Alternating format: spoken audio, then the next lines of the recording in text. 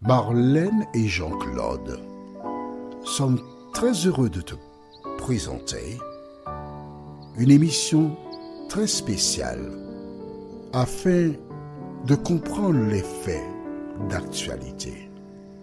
Merci pour ta fidélité. C'est toujours avec joie que nous nous retrouvons, car être en mesure de comprendre la parole est une grâce de Dieu.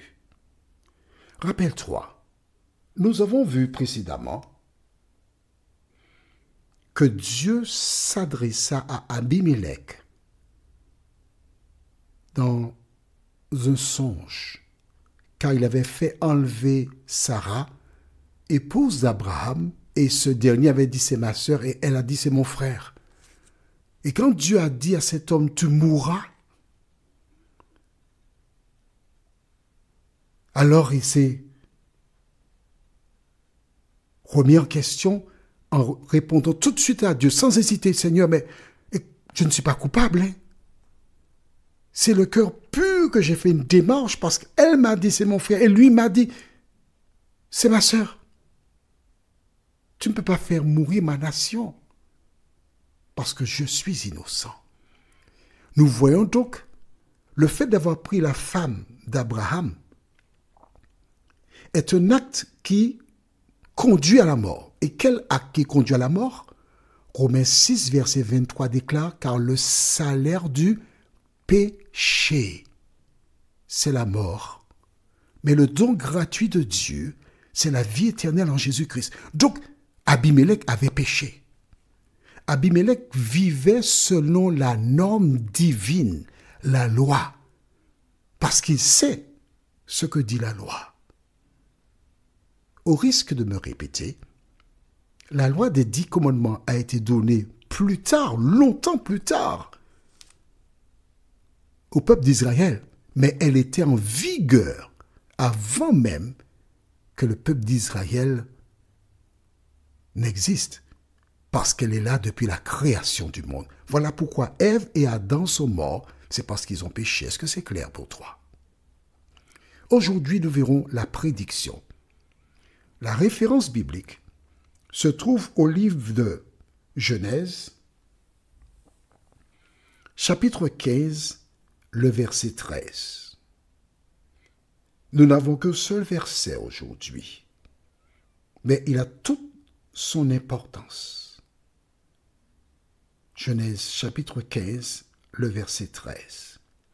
Juste avant de l'aborder, recherchons l'aide et la directive du Saint-Esprit. Prions. Notre Seigneur et notre Dieu, merci de continuer de nous éclairer, de nous conduire dans la découverte de la vérité. Nous ne voulons pas nous laisser tromper par l'ennemi qui utilise de nombreux agents dans le monde. Nous voulons lire la parole et que le Saint-Esprit la scelle dans nos cœurs. Merci de nous entendre, Seigneur, et de nous exaucer. Nous t'avons prié au nom de Jésus pour ta gloire éternelle. Amen.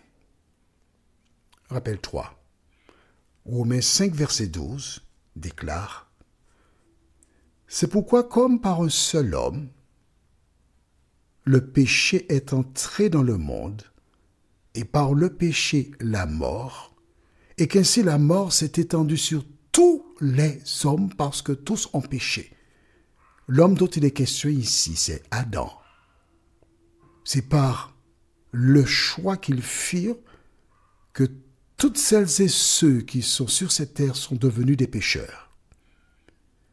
Mais Dieu a mis en place ce qui s'appelle le plan de la rédemption. Qu'est-ce que c'est?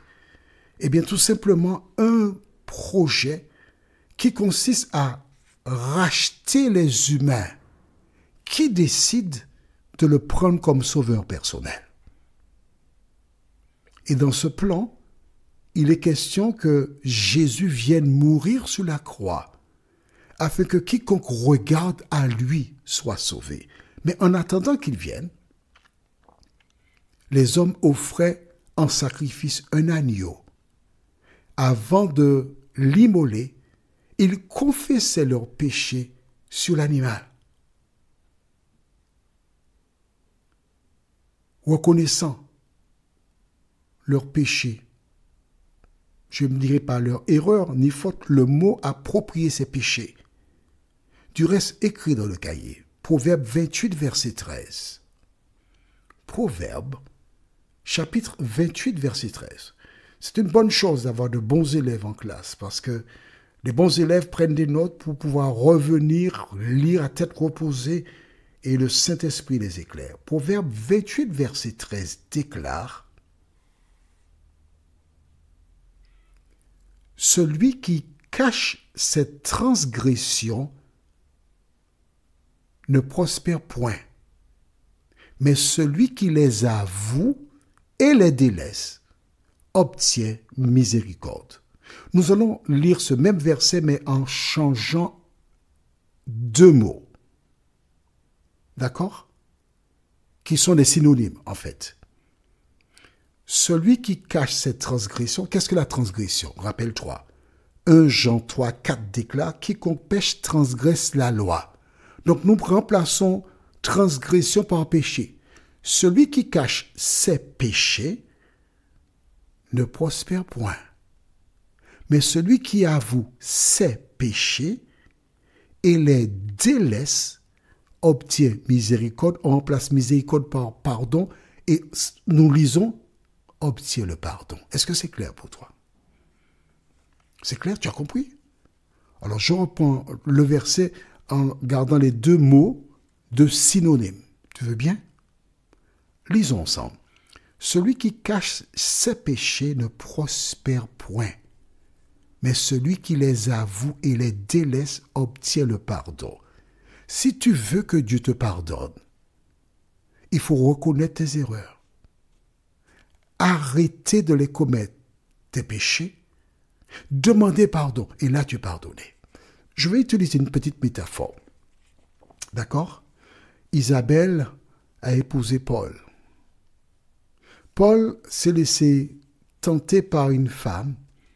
Il a été infidèle à Isabelle. Que doit-il faire? Il doit reconnaître qu'il a péché. Dire à Isabelle: écoute, je me suis laissé aller, j'ai mal agi, je regrette, je te demande pardon, j'ai fait telle chose et j'ai arrêté, je ne fais plus ça encore. Que fait Isabelle? Si elle a le Saint-Esprit, elle va pardonner. Et l'affaire est réglée. Est-ce qu'Isabelle peut pardonner à Paul s'il continue d'être dans la même affaire? Elle ne peut pas. Elle ne peut pas. Et elle ne doit pas.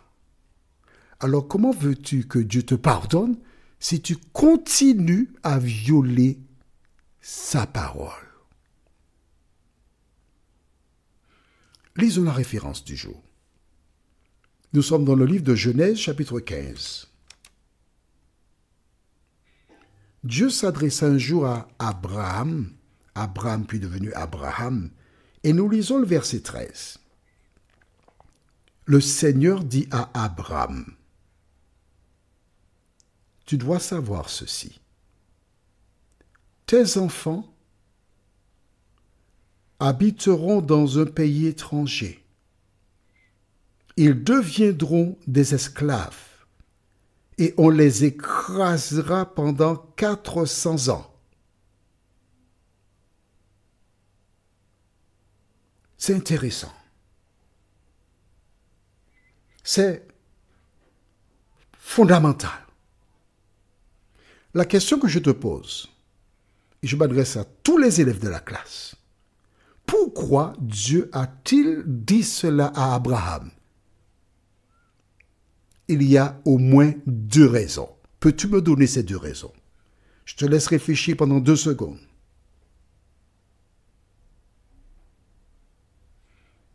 Elles sont terminées les 2 secondes. Alors, pourquoi Dieu a-t-il dit cela à Abraham?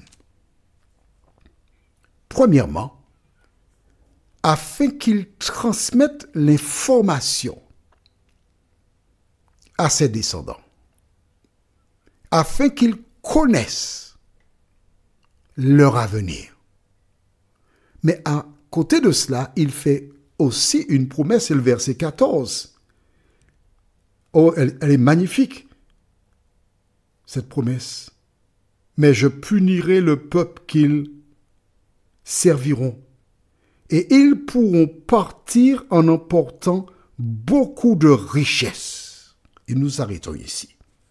Et c'est parfait. La première raison, c'est donc pour informer les enfants, les descendants d'Abraham, que vous serez asservis, vous serez un jour esclave pendant 400 ans. Mais au terme de ces 400 ans, Dieu vous fera sortir du lieu où vous serez.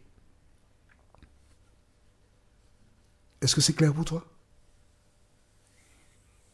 Abraham mourut quelque temps plus tard. Il n'a pas vu. Mais Dieu l'a rassuré. Il eut un fils, Isaac, qui à son tour eut Ésaü et Jacob.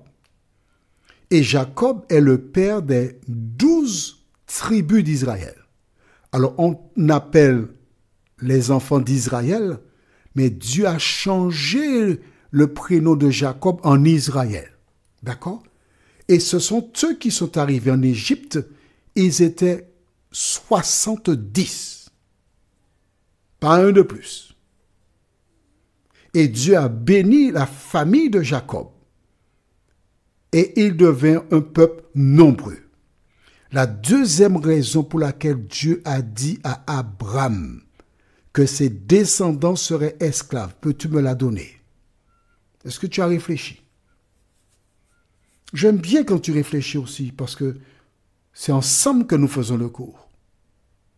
La deuxième raison, c'est que Dieu, sachant que dans les derniers temps, il y aura des personnes athées qui ne croient pas en lui, des personnes qui ne croient pas en l'existence de Dieu, la Bible c'est une fable, etc. La question que ces personnes doivent se poser est la suivante. Comment la Bible donne-t-elle cette information que les enfants d'Israël seraient esclaves longtemps à l'avance et que les choses se sont déroulées exactement comme la Bible l'avait annoncé? C'est la question que je te pose. Tu dis que Dieu n'existe pas? Explique-moi comment c'était écrit avant même que les choses se déroulent conformément à la parole prononcée par l'Éternel. Est-ce que c'est clair pour toi?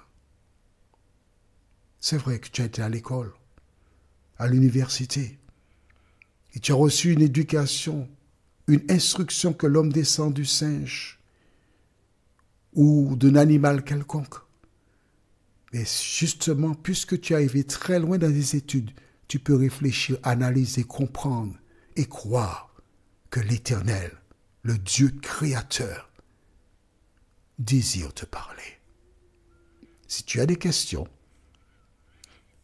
je t'invite à envoyer un message par le biais de WhatsApp au numéro suivant, plus 596 696 88 93 93.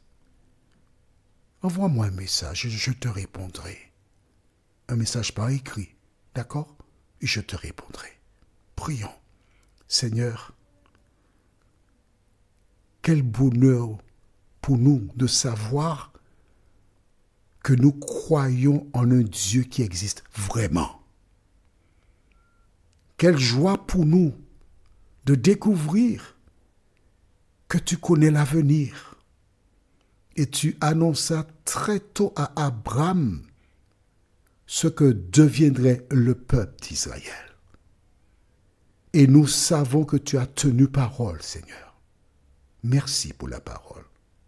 Continue de nous diriger, de nous conduire dans le vert pâturage et aide-nous jour après jour, à sonder la parole, nous t'en prions.